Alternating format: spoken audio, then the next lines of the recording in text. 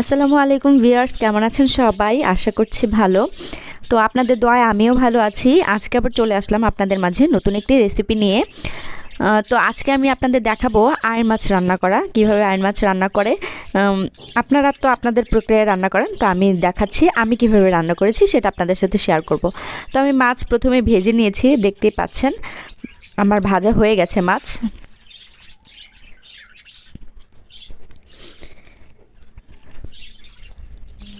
আমি ভাজা মাছগুলো তুলে নিলাম। এখন আমি একটি প্যান বসিয়ে দিলাম, সেখানে আমি তেল দিয়ে দিচ্ছি। তো ভিউয়ার্স, আপনারা আমাদের চ্যানেলের সাথে থাকবেন, আমাদের জোলাপাতি রান্না চ্যানেলটিকে সাপোর্ট করবেন। আমাদের ভিডিওগুলো ভালো লাগলে অবশ্যই শেয়ার করবেন, আর চ্যানেলটা অবশ্যই সাবস্ক্রাইব করবেন। তো আমি এখানে পেঁয়াজ কুচি দিয়ে দিয়েছি কাঁচামরিচ কুচি। আমি স্বাদ মতো লবণ দিয়ে দিলাম। এবার আমি একে একে মশলা দিয়ে দিচ্ছি। আমি হলুদ গুঁড়ো দিয়ে দিচ্ছি মরিচের গুঁড়ো। আমি মশলাটা ভালো করে কষিয়ে নিব। আমি সামান্য পরিমাণ আদা রসুনের পেস্ট দিয়ে দিলাম। এখন আমি এটা ভালো করে কষিয়ে নিচ্ছি। কষানো হয়ে গেছে ভিউয়ার্স, দেখতে পাচ্ছেন। আমি এখন এখানে আলু দিয়ে দিব।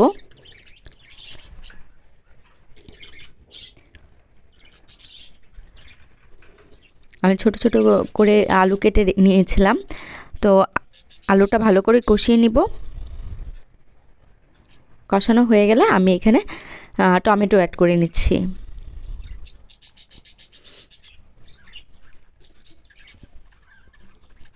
কিছুক্ষণ নাড়াচাড়া করে আমি এটাতে একটুখানি পানি অ্যাড করে দিব।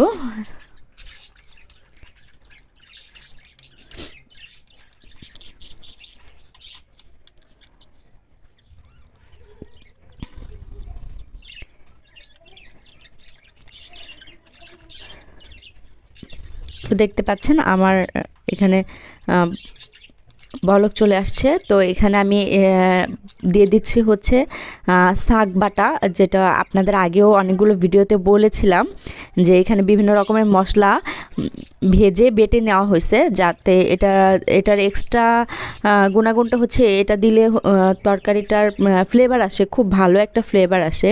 এখানে আমি চাল নিয়ে নিয়েছি, জিরা নিয়ে নিয়েছি, তারপরে দারচিনি, তেজপাতা, এগুলো নিয়ে আমি ভেজে তারপরে আমি এটা একটা পেস্ট তৈরি করে নিয়েছি।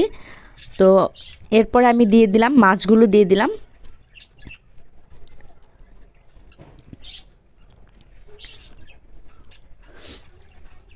আমার রান্না প্রায় কমপ্লিট।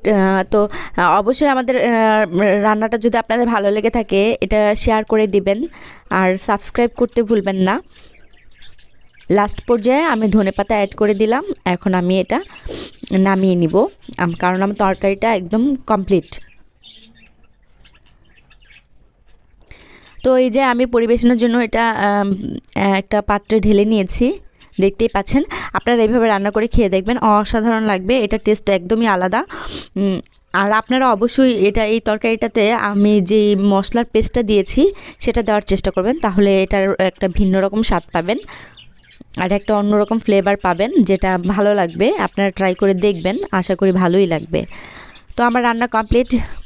এটা খেতে অসাধারণ হয়েছে। আমি তো ভয়েস পরে দিলাম, আমি খেয়ে দেখেছি, অসাধারণ হয়েছে। এটা আপনারা ট্রাই করে দেখবেন। ধন্যবাদ।